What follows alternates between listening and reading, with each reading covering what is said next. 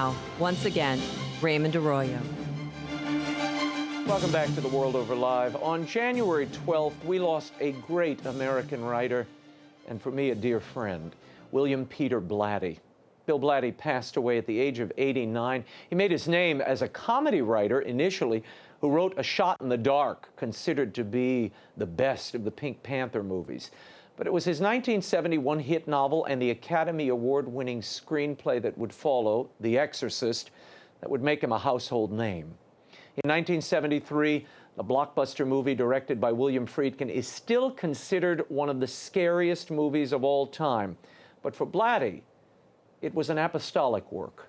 In his later life, the devastating loss of his teenage son, Peter, left a deep mark on him.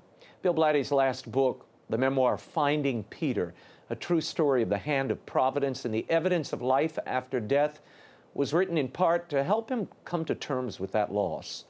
I spoke with Bill a number of times on this program over the years. Here are some highlights of our conversations with the late, great William Peter Blatty. If you read about Bill Blatty in the media or you talk to people who've seen the book or watched the movie, the thing they'll tell you is, boy, that was the scariest thing I've ever encountered. Was that your intention when you wrote this book, to scare the pants off of people? You know, this is why I'm here, right? That I am hauled out of my burrow every year at Halloween as if I were some furless, aging, demonic Punxsutawney Phil. It just brings always a smile of amusement to my lips, because I will now make a humiliating admission. Please believe me that it's true.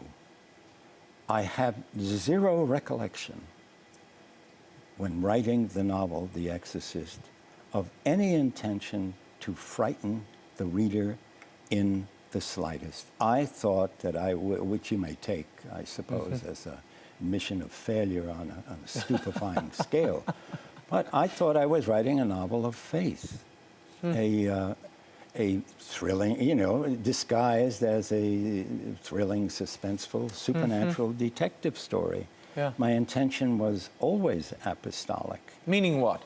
What did you hope? What did you want people to take away from the book? I wanted to strengthen their faith. This is the, if I may, the chronology. When I was either a sophomore or freshman at Georgetown University, I attended a lecture in Copley Hall on campus by a priest who had come from the Philippines, and he was talking about a reported apparition of the Blessed Virgin Mary to 3 little Philippine girls at Lipa in the Philippines, and these were always accompanied by a shower of rose petals bearing an imprint of the Blessed Mother. Very fine. But he had brought along a glass display case, put it up on the wall at the end of the lecture. We stood in line, you know, and took a look at it. The young man next to me, Tubby Wowie Carter, looked at it, and you know, there, on every petal, there was an imprint, and they were slightly different, but it was always the Blessed Mother. And he said, well, what are we waiting for? I puzzled for weeks, if not months, about what Wowie Carter meant by that, and I finally realized he was saying, like the apostles after the resurrection, let's run out into the streets and evangelize the world. Then the next year, as a junior, 1949, while in New Testament class, our teacher, Father Eugene Gallagher, started talking about a case of possession and exorcism going on at that time in the neighborhood. And he got a lot of the details wrong, you know. Nevertheless, I thought someday, if someone were able to thoroughly research this case, or demonic possession, and show that it's really genuine, I said, what a boost to the faith, what a help to those millions who were troubled by their faith. There were a few key scenes that Mr. Blatty wanted in the final cut. You, Mr. Friedkin, decided to take them out. First, Bill, it's been... First, Bill Blatty. Let me go to Bill Blatty first, and then I want to get... Because there's particularly that scene between Karis and Father Marin when they come out of the exorcism and they're sitting on the steps.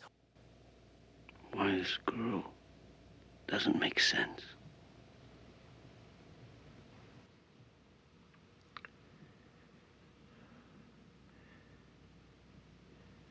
I think the point is to make us despair. To see ourselves as animal and ugly. To reject the possibility that God could love us.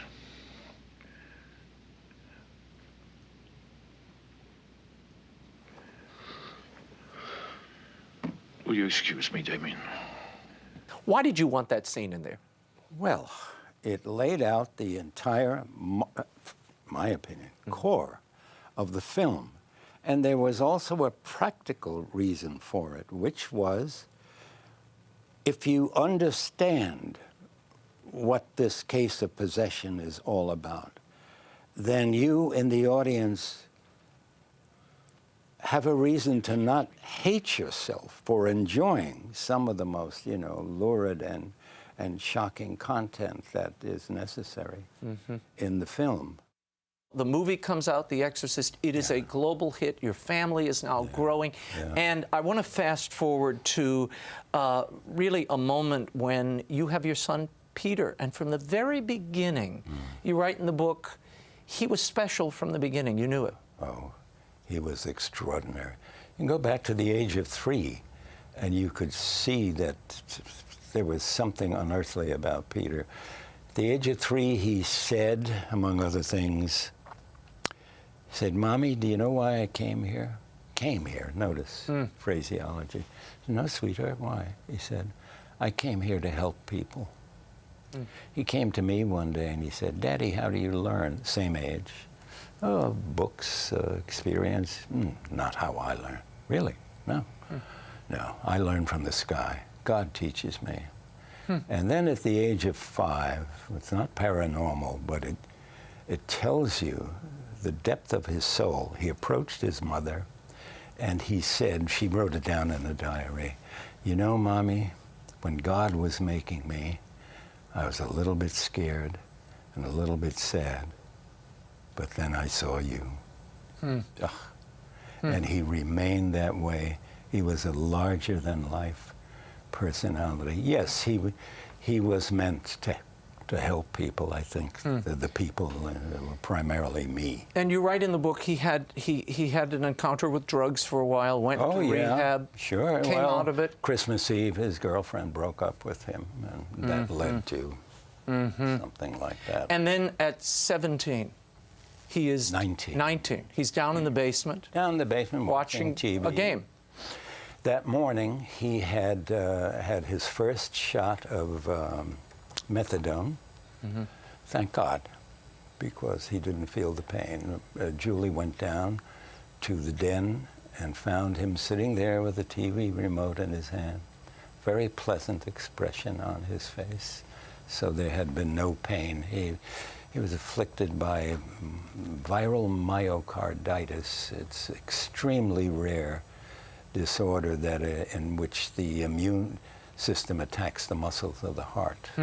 But because of the methadone, he felt absolutely nothing. But you believe, and you write in the book, the story didn't stop there. No. And as you write in the introduction, at the very top of the book, you say, "For those who have lost a loved one to that liar and fraud named death." Right. What have you seen?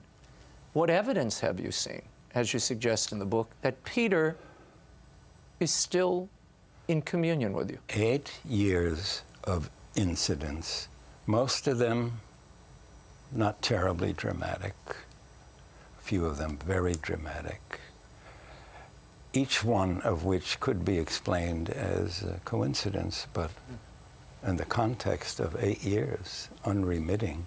It's been about a year since anything has shown up. It is Pete.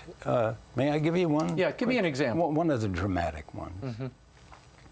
Julie and I, after Pete passed, found we could not bear the hours after dinner between after dinner and bedtime. So we started watching British TV and homicide series, and we're watching one of these one night. And one of the characters is a detective who has buried his wife legitimately in his backyard, and every night he gets drunk and sits on a bench and he talks to her. And on this night, he said, "Sarah, why don't you give me a sign? Why don't you turn on a light or something?" I instinctively turned to look at a photo of Pete on the fireplace mantle, and then up at this bank of lights in a chandelier, and no way. Within 10, I'll give it 15 seconds at the outside, Julie and I were turning to look at each other because a light source had appeared in the room. It was a halogen lamp on one of my filing cabinets. It stayed on 10, 12, 15 seconds, very steady, then went out. Well, of course, the next day I did the cynical number I want so desperately to believe it was Pete, that I have to eliminate every natural possibility. The halogen light is busted. It doesn't work anymore. Whatever he did to it, if he did something to it.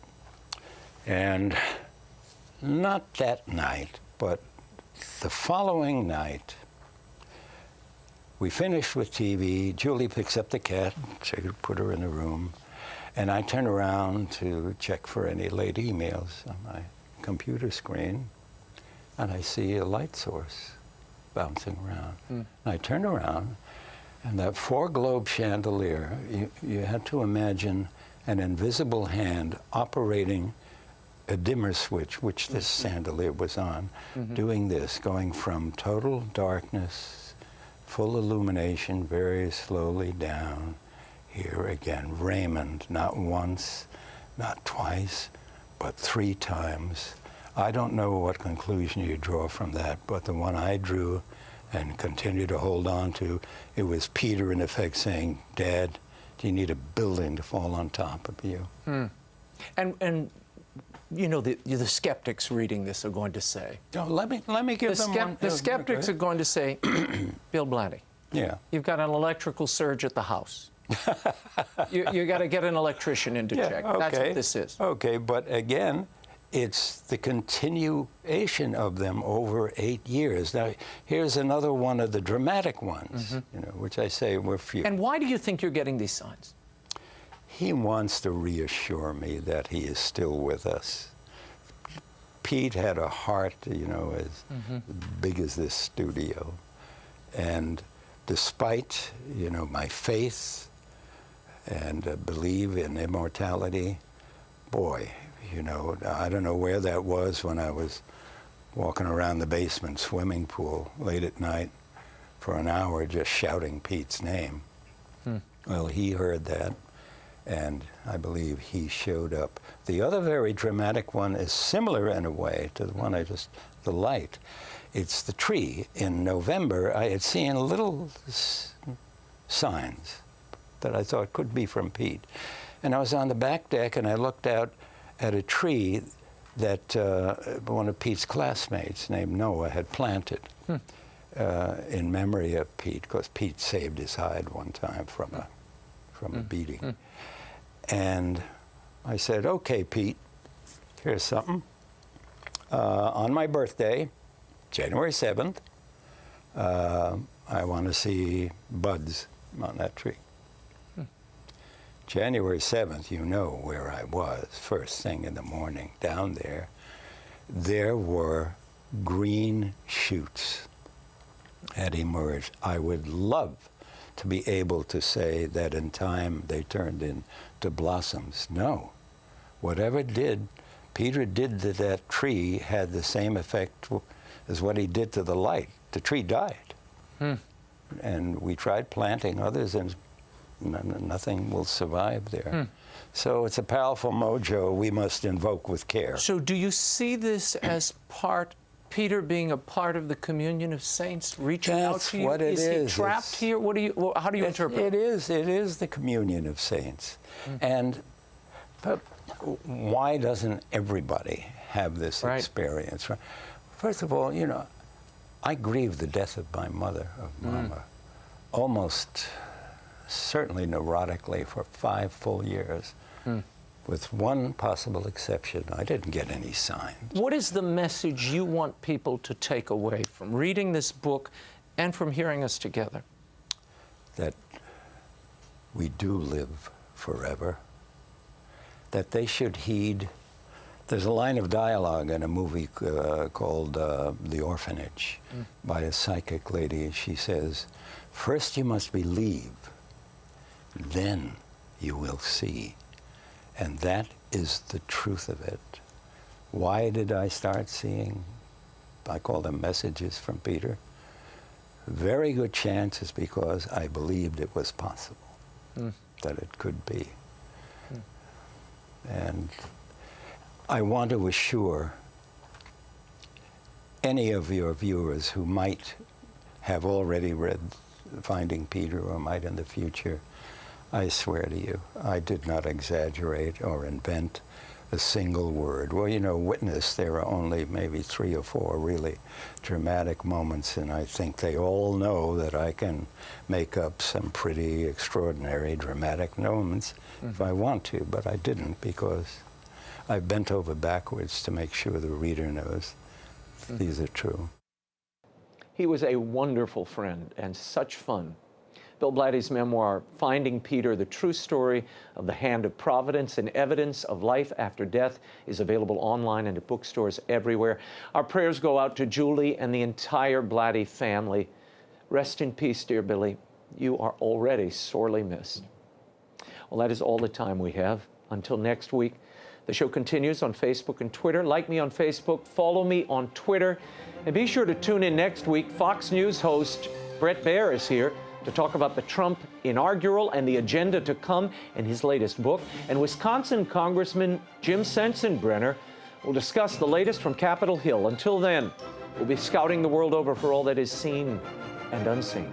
On behalf of the staff and crew of EWTN News, thank you for watching. I'm Raymond Arroyo from Washington, D.C. Bye now.